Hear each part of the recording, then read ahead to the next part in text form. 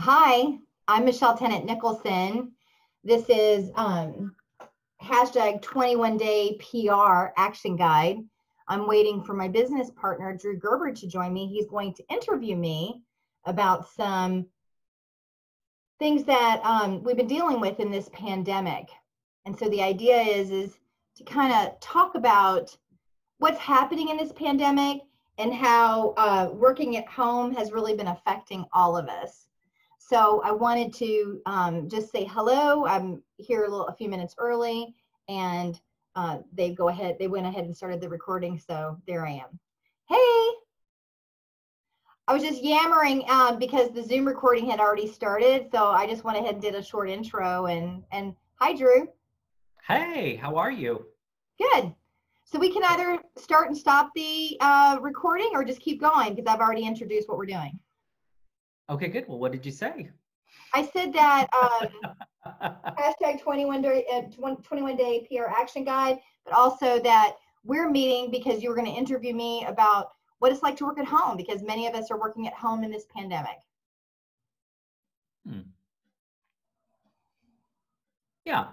So what I wanted to do, I thought I would take an opportunity to interview people on our staff to find out what are creative things that they're actually doing.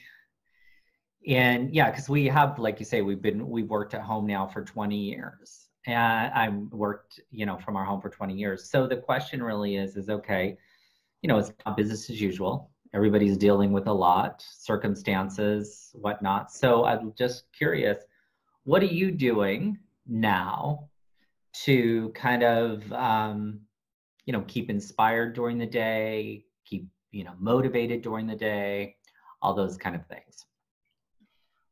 Well, in the past 20 years, because I think that there is a transition when you first start working from home about staying motivated. And the first thing is self-care. So I've noticed that when you sit all day, that it can really affect your mood. And so one of the things that I started was walking in my backyard, because before the pandemic, I would go to the gym, I would work out, and I would get my motivation on, so to speak. The juice is flowing. I've got all those great, I'm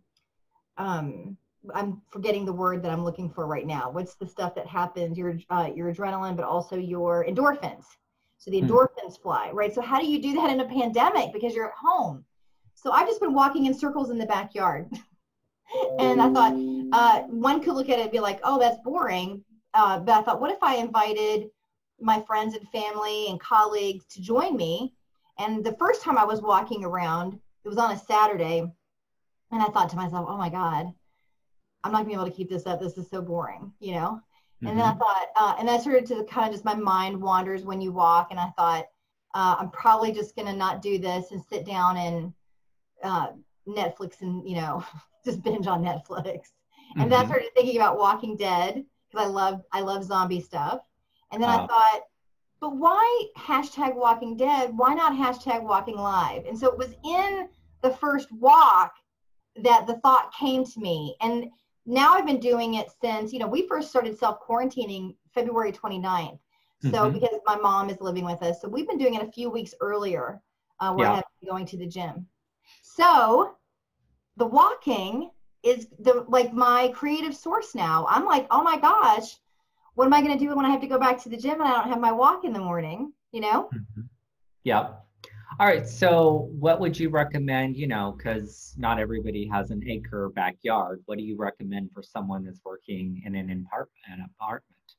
Well, state changes are easily done when you stand up and just pop off 25 jumping jacks. So I've been doing pick 4 bases. Okay, so if you're in an apartment, like just in this room right here, so I could pick 4 bases. So the desk is 1 base. Yep. Let's say the door is another base. Okay. The bureau is a 3rd base. And then I don't know, I'm going to see if I can't just turn it a little bit. And then you can see that I've got a little footstool right here at the edge of my guest bed there. And then that is, let's say that's the 4th base. Yeah. So a lot of times people just do too much cardio or too much strength training or too much stretch. They usually focus on one thing. Yeah. And what I'm telling, I've been teaching group exercise now since 2011. So what I'm saying is choose your first base, and that's going to be strength training. The second base is going to be cardio. Mm-hmm. The third base is stretching. Yep. And then the fourth base is core. Mm-hmm. Okay, so let's just say that you go to the, like I literally have a small office here, right? So I go to the door and the first thing is strength. Then I can hang, something off of there, or just have a towel right there. And then let me just show you what I do with the towel here. If you just had a towel, you can release it and then hold it, contract your muscles, and then release. Strength training the upper body. You could sit against the wall and then just do a squat sit, right? That's strength training. Then the second one, cardio, just free dance or box or do jumping jacks. Just get the heart moving a little bit. Yeah. Right? Then the third base, which is your stretching, do your favorite stretch. Do a forward fold. Mm-hmm. Right? Or do a downward dog, or stretch your arms, like whatever, right? And then the last one is going to be core. So do a plank, or do a bridge, something that stimulates your core. Mm-hmm. You could also just, for our older people, you could just bring because my mom has a hard time doing some of the workouts. I don't realize what an 83-year-old body feels like. Sometimes just lifting your knee is enough for the core, right? You're standing and you're just lifting the knee up. That engages your belly. Yeah. And so when the point here though is that it's a structure. So that, because my husband was like, why are you moving around to bases? That's stupid. And I was like, but the point is that now when I see the door at my house, I'm going to be thinking about, oh my gosh, did I do my strength training?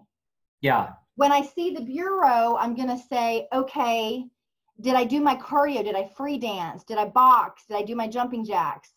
When I see my footstool, did I do my stretching, or my, the desk, did I do my core? Yeah. That these items in your house become the structure to remember self-care.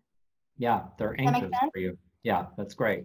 They're great. That's really great to do that. So yeah, and I was actually, I have, I'm working with my personal fitness online, and I told him that for me, what it is this is really just about moving my body. Because he started to stress about a routine or something. I was like, look, you're just a structure for me to move my body. Because if I didn't have you, I wouldn't do it. So I love what you're talking about is actually anchoring places in your apartment to movement. You actually could extend that to everything, right? I love that. And I actually think that working from home and creating anchors for you, even with your working. So you work in a particular environment, even as small, and you anchor that. It's really great. So it's important. What are those elements of your life, and anchor your apartment so those things in your apartment actually remind you and is an existence system to keep doing that. Correct. And I think that's the key, so we're talking about space. You can also use time. Mm-hmm. So at the same time every day, you're going to do a self-care item. So for me, I knew that if I didn't commit to another person, that I would get up at 7:30 a.m. Eastern Daylight Time every day during the pandemic and walk in my backyard. I wouldn't do it. Mm-hmm. So I started to just share that on Facebook with some friends. Yeah. And they were like, I'm going to do it with you. Yeah. And they check in with me and they're doing it. And then I extended it to the gym participants, and now the gym is posting it up on their blog, and then other people are posting it. And I don't really concern myself about, I think that some people might say, how many people are tuning in live, or how many people are responding to this video? It's not about that. Who cares? It's about me and something that gets me motivated. And then to boot, if it motivates somebody else in the world, like your mom. Right? I was so tickled that your mom's watching those, right? She is, yeah. And perfect. That's a bonus. It's not the reason, it's a bonus. Yeah, I think that's really great. All right, Michelle. Well, I appreciate you taking this time with me. I think that this is really great. I love the distinction of actually creating bases and creating existence for, you know, your life, to keep it in existence for yourself. So you, during this time, fulfill and keep your commitments alive, whatever those commitments are for you. Well, and then as we close, the last thing I want to say is I extended that time because I realized that people in life, including myself, also need to be structured around work, right? Yeah. So the 21-day PR action guide, everybody can download for free. Drew and I wrote it, but you can actually download this for free and work through it for 21 days and create the habit of first finding out why you want to, like, what's your personal motivation, and then what's your public motivation. And so whether you do a PR campaign or not, it's just a structure to learn something new over the next month. I think that's great. We probably should do a whole new video about actually taking on new things during time and the power in that. I love it. All right, but you need to get to work, girl. I do. I've got to get pitching the press. I've already heard from some of our clients this morning. They've got some last minute things they're doing this weekend. And so, you know, got to keep your eye on the ball. All righty. Sounds great. Time says, get on the phone with the press. Bye. Thank you. Bye.